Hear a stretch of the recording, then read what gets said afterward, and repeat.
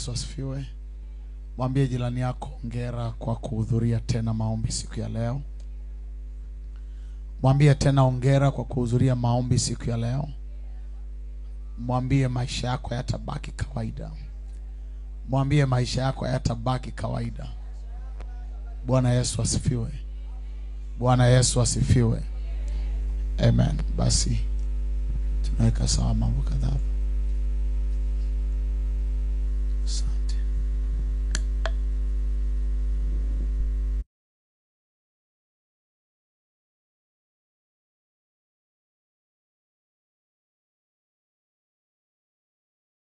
Asifiwe. Hallelujah. Amen. Basi unaweza kuketi mahali ulipo. Tutakuwa tunaangalia vitu kadhaa vichache. Amen. Tutaangalia mambo machache alafu then tutaenda kuomba. Mambo ya msingi ya kuyatazama kutoka katika maisha ya Yusufu. Mambo ya msingi ya kuyatazama kutoka katika maisha ya Yusufu yanayoweza kutusaidia kupata nafasi ya kiutawala katika maisha. Now tutakuwa tunaangalia mambo machache ambayo yalimsaidia Yusufu kuwa na nafasi, na pia tutakuwa tunajiangalia sisi pia. Amen. Namna gani maisha ya Yusufu yalimpa nafasi ya utawala. Tuliangalia jana mpaka sura ya 41. Leo tutasoma sura zinazoendelea, lakini kuna vitu vichache ambavyo nitakuwa ninavigusia. Amen. Amen. Bwana Yesu asifiwe.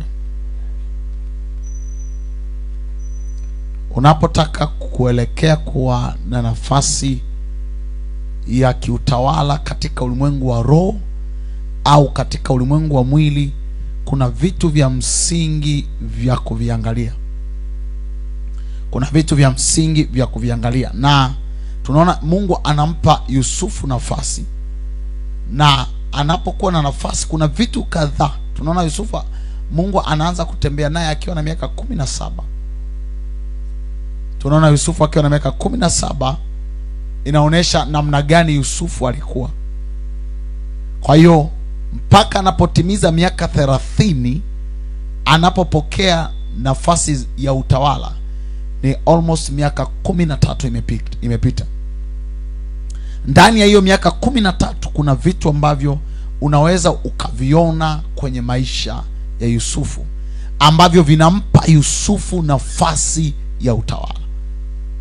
Mtu ambaye tunamtarajia miaka 5 ijayo kutoka kwako ni mtu ambaye atapitia mambo kadhaa, atapitia vitu kadhaa. Leo una miaka 25, 26, 30. Kuna mtu tunamtazamia akiwa na miaka 50. Tunataka tumuone mtu wa namna gani. Now kuna vitu ambavyo tunataka tuvione kupitia kwa maisha ya Yusufu. Amen. Bwana Yesu asifiwe. Jambo la kwanza ni maono juu ya tamaa. Vision over ambition. Jambo la kwanza ambalo unaliona kwenye maisha ya Yusufu ni maono juu ya tamaa. Sijajua Kiswahili kizuri. Sema maono juu ya tamaa, lakini Kiingereza ni kizuri zaidi. Vision over ambition. You must have vision over ambition. Lazima uwe na maono. Maono yako yawe makubwa kuliko tamaa. Wangapi wamenielewa ninachoongea? Sema maono. Sema maono. Jambo la kwanza tunalolijifunza kwa Yusufu na tunaloliona kwa Yusufu, Yusufu was a man of vision. Alikuwa ni mtu wa maono. Yusufu akuendeshwa na tamaa. Akwenda kwa baba yake kumwambia, baba, kuna siku mimi nimeona ninyi mtanisujudia, mtaniinamia kwa tamaa. It was vision of God. Yalikuwa ni maono kutoka kwa Mungu. Sikiliza, unapotaka kuelekea kwenye nafasi yako ya kiutawala, unapotaka kuelekea kwenye nafasi ambayo Mungu amekuandalia, moja ya kitu ambacho unatakiwa kukikumbatia ni maono. Sema maono. Kama una maono ya kibiashara, yakumbatie maono yako kuliko tamaa zako. Kuna kile kitu ambacho unakiona mbele, kuna picha kubwa iko mbele yako.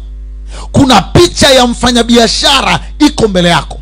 Kuna picha ya mwanasiasa iko mbele yako. Kuna picha ya mhubiri iko mbele yako. Kuna picha ya mtu wa kilimo iko mbele yako. Now listen, ikumbatie hiyo picha unayoiona mbele yako kuliko kitu chochote, kwa sababu kile ndiyo kitu ambacho utakuwa kesho. Mbembela unajiona wapi? Mbembela unajiona wapi? Kile ninachokiona baada ya miaka kadhaa ndicho ninachokikumbatia. Wangapi wananielewa ninachoongea? So you must learn how to embrace your vision. Hata kama unapitia mazingira magumu, jifunze kukumbatia maono yako. Maono yangu yanasema ndani ya miaka 5 lazima nifanikiwe kibiashara. Maono yangu yanasema ndani ya miaka 10 lazima nifike hapa. So you embrace your vision. Wangapi wananielewa ninachoongea? Watu wengi waga wanafeli kwa sababu kuna wakati anaweza kafika kwenye level fulani ya maisha, akaona kwamba haya maono nilionayo pengine ni fake, labda nibadilishe maono. Mara zote hatubadilishagi maono, tunabadilisha njia za kufikia maono. Maono ni yale yale, ila njia za kuyafikia maono unaweza ukabadilisha. Wangapi wananielewa ninachoongea? Maono nilionayo ni kufikia watu waokoke. Njia za kufikia watu waokoke ni nyingi, ni tofauti. Huyu ataimba, atasema ninahubiri, nataka watu waokoke. Huyu atakuwa anaomba, anasema ninaomba, nataka watu waokoke. Huyu ataenda sokoni, atahubiri, lengo ni kufikia watu wafanye nini?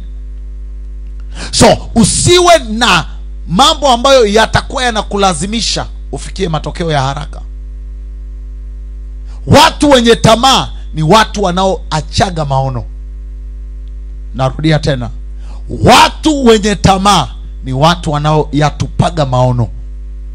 Tamaa mara zote inakulazimisha. Umeona mahali fulani, unaweza ukawa kama yule mtu. Angalia, unaweza ukawa kama yule mtu. Sasa namna ya kwenda hapa ni ruka hapa. Wangapi wanaelewa ninachoongea? Tamaa inakufanya uyasahau maono. Yesu alikuja duniani. Alipokuja duniani, moja ya kitu ambacho Yesu alikutana nacho, alikutana na vitu vya kutamanisha. Alikutana na vitu vya kutamanisha. Maandiko yanasema shetani akamchukua Yesu, akampeleka juu ya mnara, akamuonesha milki zote za dunia. Akamwambia, sikia, nitakupa hizi milki zote za dunia endapo utanisujudia. Yesu mission iliyomleta sio kusujudiwa, sio kusujudu ili apate mali za duniani, ili apate utawala wa duniani. Wangapi wananielewa? Yesu alikuja na mission ya kuokoa mwanadamu. Na Yesu akawa anaangalia kazi aliyoijia, alafu anaangalia, je, nichukue hivi vitu vya duniani?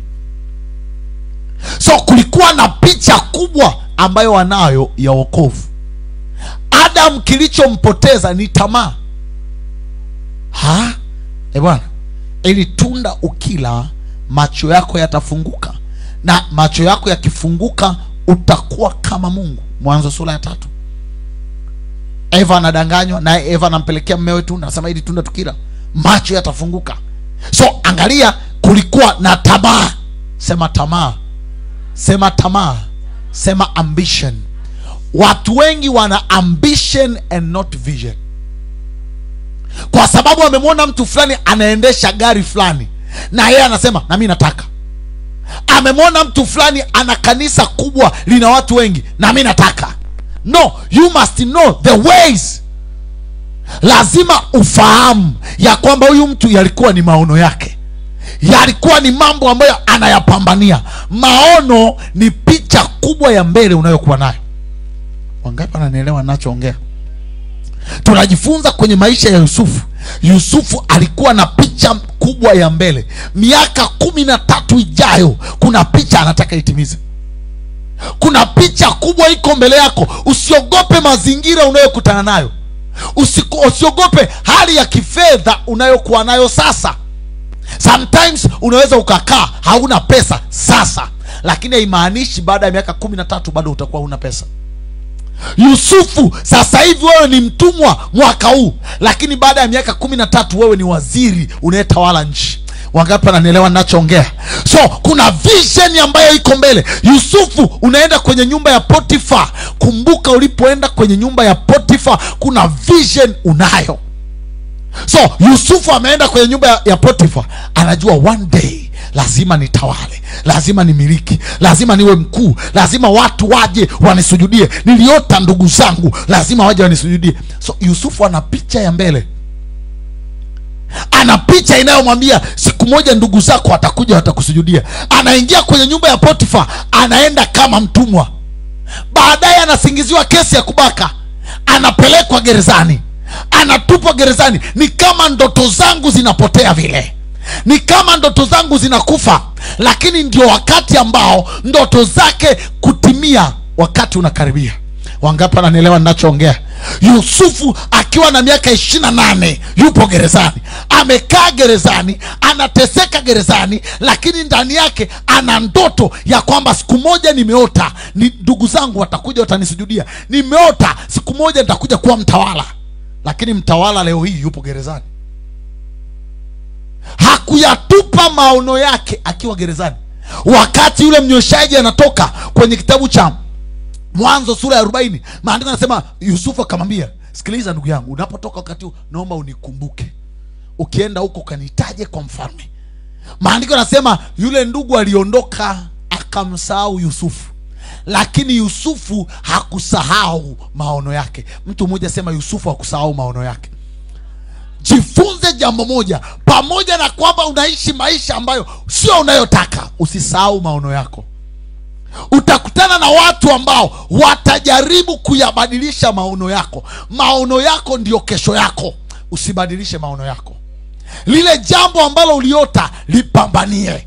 Ile biashara uliyoiota ipambanie. Lile jambo ambalo unatamani kulifikia lipambanie. Yapambanie maono yako. Wangapi wananielewa? Wangapi wamenielewa? Yusufu hakuwa na haraka. Yusufu, tunajifunza kwenye habari za Yusufu. Yusufu alikuwa ni mtu wa maono. Watu wengi wanaangamia kwa sababu gani? Hawana maono.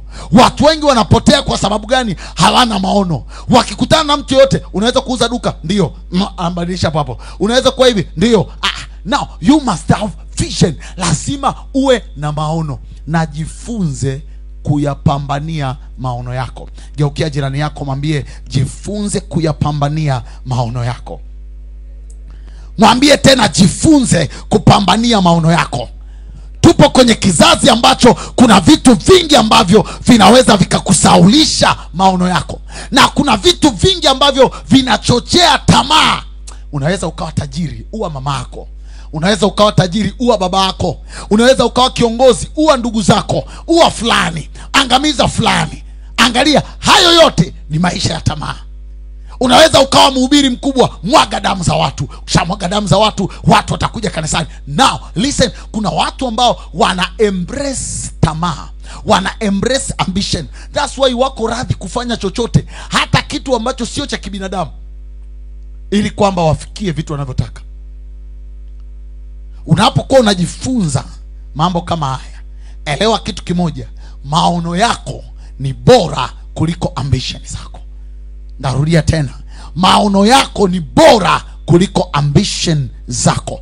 Achana na ambition, achana na mambo ya mihemko, achana na mambo yanayokuja kwa kusisimua kama yanataka yakupeleke mahali. Listen to me, kuna vitu wakati mwingine unaweza ukaviona kama vinataka vikupeleke mahali, kumbe vinakupoteza. Kuna mtu anakuja na kuambia kuna mchongo mahali, huo mchongo unatakiwa ufanye 1 2 3, utatoboa. Achana na michongo ya tamaa. Wangapi wananielewa?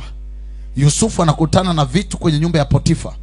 ambavyo pengine angekubaliana navyo, wakati ule maono yake yote angefia pale.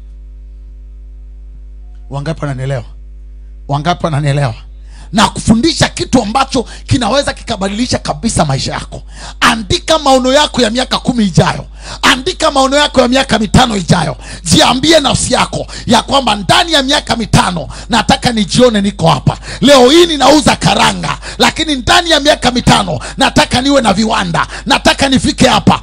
Nisikilize, mambo yote yanawezekana kwake aaminie. Kitu pekee ambacho unahitaji ni kuembrace your vision. Kumbatia maono yako. Utakutana na watu wanakuhadithia mambo yao. Mimi nataka niwe mfanyabiashara, lakini wewe kumbe ndani yako una mpango kwa mwanasiasa. So kumbatia kitu chako. Mwanasiasa na mfanyabiashara ni vitu tofauti. Unanielewa? Mhubiri na mwanasiasa ni vitu viwili tofauti. So jifunze kitu ambacho Mungu amekupa na kikumbatie hicho ambacho Mungu amewekeza ndani yako. Ni hatari sana wakati kuna kitu Mungu ameweka mikononi mwako, unatamani na cha jirani yako. Wakati unataka udake cha jirani yako, unadondosha cha kwako. Watu wengi wamepoteza vya kwao wakati wanatafuta kuwa kama watu fulani, wakati wanatafuta kuishi kama watu fulani, wakati wanatafuta kuonekana kama watu fulani. Embrace your vision. Yakumbatie maono yako. Geukia jirani yako, mwambie yakumbatie maono yako. Mwambie tena yakumbatie maono yako. Jambo la kwanza tunalojifunza kwa Yusufu ni alikuwa ni mtu mwenye maono makubwa kuliko tamaa. Alikuwa ni mtu mwenye maono makubwa kuliko tamaa. Piga kelele, sema amen. Jambo la pili ambalo tunajifunza kwenye maisha ya Yusufu, Yusufu alikubali mchakato. Alikubali mchakato kuliko utimizwaji wa maono yake.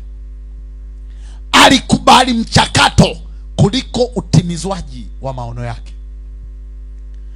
Unataka kuwa tajiri, kuna njia unaweza ukaua. Watu wanaua ili wawe matajiri. Wanapora mali za watu ili wawe matajiri. So kuna njia, zipo nyingi za kufikia mtu kuwa tajiri. Watu wengi hawapendi michakato. Sema mchakato. Watu wengi hawapendi process. Watu wengi hawapendi process. Baraka za kimungu zina mchakato wake. Ngeukia jirani yako, mwambie baraka za kimungu zina mchakato wake. Mwambie tena baraka za kimungu zina mchakato wake. Chochote ambacho kinatokana na Mungu kina mchakato. Yusufu leo amekataliwa na ndugu zake. Mchakato umeanza. Baada ya kukataliwa na ndugu zake, jambo la pili, safari inaendelea, anatupwa kwenye shimo. Huyu mtu ana ndoto ya kuwa mtawala, ametupwa kwenye shimo. Jambo la tatu, anaendelea, anauzwa kwa Waishmaeli. Huyu mtu anatarajia awe mtawala, anauzwa kwa nani? Ishmaeli. Jambo la nne, tunaona anaenda anauzwa kwenye nyumba ya Potifa kama mtumwa. Maana yake alipangwa kama bidhaa. Kuna siku Yusufu ambaye tunamsoma kwenye Biblia, aliyekuwa mtawala, alipangwa kama bidhaa, alikuwa anaenda kununuliwa. Kuna mtu ananielewa ninachoongea? Lakini kumbuka, huu mchakato kuna mahali unampeleka Yusufu, anataka awe nani? Mtawala. Nisikie, usiogope mchakato. Haijalishi mchakato una maumivu gani. Makovu yako ndiyo hadithi yako. Tarudia tena, makovu yako ndiyo hadithi yako. Usiaogope makovu yako katika mchakato unaopitia. Wakati watu wanakuumiza, wakati watu wanakukataa, listen to me, usiogope mchakato. Mwambie jirani yako, usiogope mchakato. Mwambie usiogope mchakato. Mara zote mchakato unaumiza. Mara zote mchakato hauleti raha, lakini matunda ya mchakato yana raha. Matunda ya mchakato yana furaha. Kama ungeuliza mti unaotoa matunda, umefanyaje mpaka leo unatoa matunda, mti ungeanza kukuhadithia, kuna siku nilipopandwa kwenye ardhi, watu walifikiri wameniua. Ghafla nikaanza kuota mizizi, na mizizi yangu ikawa inaenda chini ya ardhi. Kuna wakati nilipasua miamba ili kutafuta maji wakati naelekea kwenye ardhi. Huo ni mti unatoa hadithi. Kumbuka wewe unakula matunda ya mti, lakini hujui mchakato wa matunda yalivyotengenezwa. Watu wengi wanapenda kula matunda, hawapendi mchakato. Yusufu alipitia mchakato. Ukitaka kuwa na dominion, ukitaka kuwa na nafasi, ukitaka kufika mahali ambapo Mungu anataka ufike, lazima ukubaliane na mchakato. Watu wengi wanataka kuingia kwenye siasa wakae juu pasipo mchakato. Watu wengi wanataka kuwa wahubiri wakubwa pasipo mchakato. Watu wengi wanataka kuwa wafanyabiashara wakubwa pasipo mchakato. Ndio pale anaambiwa chinja mama yako, afe mama yako, alafu uwe tajiri. Anarahisisha mchakato, anapita njia ya mkato ili afike mahali anapotaka. Wakati huo anaumia maumivu ya milele. Wangapi wananielewa ninachoongea? Watu wengi leo wana maumivu ya milele kwa sababu kuna wakati walikuwa wanatafuta furaha ya haraka, walikuwa wanatafuta kicheko cha haraka, walikuwa wanatafuta tabasamu la haraka. Usiwe na haraka kutafuta tabasamu. Tabasamu lako lifuate mchakato. Kicheko chako kifuate mchakato. Utajiri wako ufuate mchakato. Nafasi yako ya kiutawala ifuate mchakato. Nikwambie, baraka zote zinazofuata mchakato ni baraka za uhakika. Watu wengi hawapendi kupitia magumu ili kufikia baraka zao. Watu wengi kama leo ungewaambia unatakaje kula mahindi kutoka shambani, anasema natamani muhindi tu, ningeamka asubuhi nimekuta umeota shambani kwangu na mahindi ni makubwa yamekauka, naenda kuvuna. Watu wengi hawapendi mchakato wa kwenda kulima, hawapendi mchakato wa kutoa jasho, hawapendi mchakato wa kupalilia, hawapendi mchakato wa kupulizia dawa, hawapendi mchakato wa kusafisha shamba kila wakati. Ila matunda ya mchakato watu wengi wanayapenda. Wangapi wananielewa ninachoongea? Respect the process. Heshimu mchakato. Mtu asiyeheshimu mchakato hawezi akaheshimu nafasi. Na ndio maana watu wengi, kwa sababu walipita nafasi, walienda kuwa na nafasi za juu hata kwenye serikali au kwenye kanisa au taasisi yote, na ndio maana unakuta mtu hajali watu, haheshimu watu. Kwa sababu gani? Hajui mchakato. Alipewa tu nafasi, kaambiwa wewe kwa sababu ni mtoto wa fulani, ni mtoto wa mkubwa serikalini, wewe kuanzia leo utakuwa waziri. Na ndio maana hata watu wa kawaida wanapopita kwenye nafasi za maumivu hawajui maumivu, kwa sababu hakuna mchakato wowote kwenye maisha yao ambao unaonesha scars, ambao unaonesha makovu. Ukikutana na Yusufu atakuelekeza, kuna siku nilipigwa bakora wakati kwenye kazi ya utumwa, kwa sababu nilikuwa mtumwa. Wakati wananiswaga nilipigwa bakora, niliumizwa, nilijeruhiwa. Then siku hiyo Yusufu anaapishwa kuwa waziri. Wangapi wananielewa ninachoongea? Heshimu mchakato hata kama una maumivu. Yusufu ametoka nyumbani kwao, ameuzwa kwa Midian, ametoka hapo anaenda kuuzwa kwenye nyumba ya Potifa kama bidhaa, ananunuliwa, baadaye anasingiziwa. Wote ni mchakato. Anasingiziwa amebaka, anatoka pale anapelekwa gerezani, wote ni mchakato. Lakini kumbuka, hakukimbilia kwamba anataka kuwa kiongozi. Na wakati wa kutoa mapendekezo yake akusema mimi hapa naweza nikawa kiongozi. Akasema tafuteni mtu mwenye akili na hekima mkamweke juu ya Misri yote. Hakusema nichagueni mimi na mniweke juu ya Misri yote. Wangapi wananielewa? Wangapi wananielewa? Sometimes kuna watu ambao tumetoka kwenye familia zetu ni ngumu, mambo ni mabaya, hali ya kifedha ni mbaya. Usiogope. Kuna watu ambao mmetoka nyumbani, wewe ndo peke yako wa kwanza kusoma, wewe ndo peke yako wa kwanza, at least unaingiza 50,000 kwa siku at least. Hakuna mtu mwenye historia ya utajiri nyumbani, kila mtu ana hali mbaya. Usiogope. Kuna mahali Mungu anakusudia ufike, hata kama hali yako ya sasa inaonekana namna hiyo. Sometimes kuna vitu unaweza ukaviona ukasema no, natamani kama ningezaliwa kwenye familia ya mtu fulani. No, wewe ndio mtu unayetakiwa ukabadilishe mazingira ya nyumbani kwenu, kwa sababu umeshajua namna gani familia yako inatakiwa kuwa. Wewe ndio unayetakiwa kubadilisha familia yako. Haijalishi unaona mazingira yakoje nyumbani, unamwambia Mungu, I know one day I'm going to change my family. I'm going to change my family. I'm going to change my family. Naenda kuibadilisha familia yangu. Familia yangu inayovaa mavazi kwa shida, naenda kuibadilisha. Familia yangu ambayo inawaza itakula nini, naenda kubadilisha. Usiogope mchakato. Mwambie jirani yako usiogope mchakato. Usikimbie mchakato. Mwambie tena usikimbie mchakato. Mwambie mchakato waga una machozi. Mwambie mchakato waga una maumivu. Mwambie mchakato waga ufurahishi. Lakini Mungu atakusaidia. Bwana Yesu asifiwe. Bwana Yesu asifiwe. Watu wengi tunapendaga kuona matokeo mazuri. Tunapendaga kuona familia nzuri. Tunapendaga kukaa kwenye mazingira mazuri, lakini hatupendi mchakato. Penda ule mchakato unaopitia sahihi. Ufurahie ule mchakato hata kama unaumia, hata kama unakutoa vidonda, hata kama unajisikia vibaya, hata kama unatafuta pesa ni 5,000 kwa siku, hata kama unaingiza 2,000 kwa siku. Ni ya kwako, ifurahie. Ni ya kwako, ichekelee. Ni ya kwako, ipigie makofi.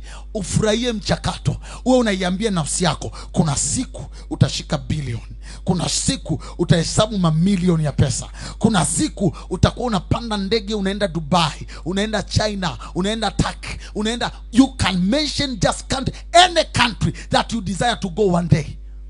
Usiogope mchakato, usiwe na haraka. Leo hii kwa kina dada wakitaka njia rahisi ya kwenda Dubai, wanajiuza mili yao. Anasema nataka niende Dubai, anatafuta tajiri mmoja, anajitengeneza vizuri ili aende Dubai, anajitengeneza kwa uchi, anaenda kujiuza ili apate vitu vya haraka. Anaepuka mchakato. Anataka gari la haraka, nataka V8, nataka kitu. Listen to me, heshimu mchakato. Mgeukie jirani yako, mwambie heshimu mchakato. Mwambie ukipenda matunda mazuri, heshimu mchakato. Hata kama unaumiza, mwambie heshimu mchakato. Mara nyingi michakato inaumiza. Inaumiza, haifurahishi. Ukiyapenda matunda ya mwishoni, utaumia kama hutajifunza mchakato. Sema amen kama unanielewa. Sema amen kama unanielewa. Kwa tunajifunza kwa Yusufu. Yusufu aliheshimu mchakato. Ingawa mchakato ulikuwa unaumiza, ingawa mchakato ulikuwa una furaha. Angalia mchakato wote wa Yusufu ni mchakato wa machozi, lakini mchakato ule wa machozi ulibadilika ndani ya siku moja. Ninamwombea mtu mmoja aliyeko hapa, nasema hivi, mchakato wako unaopitia utabadilika ndani ya siku moja. Nasema tena, utabadilika ndani ya siku moja. Ndani ya siku hizi 100 Mungu atabadilisha maisha yako. Kuna mtu mmoja, kuna jambo kubwa litafanyika ambalo litashangaza maisha yako. Mungu anaweza akabadilisha maisha yako ndani ya usiku mmoja. Ndani ya siku moja. Yusufu ametoka gerezani siku hiyo hiyo. Siku hiyo hiyo amegeuka kuwa waziri. Nasema Mungu aliyebadilisha maisha ya Yusufu akabadilishe maisha yako. Akabadilishe maisha yako. Akabadilishe maisha yako. But one thing, respect the process. Heshimu mchakato. Hata kama ufurahishi, hata kama uleti raha, hata kama uchekeshi, hata kama uleti burudani, heshimu mchakato. Wangapi wananielewa? Watu wengi wanapotea kwa sababu hawaheshimu mchakato.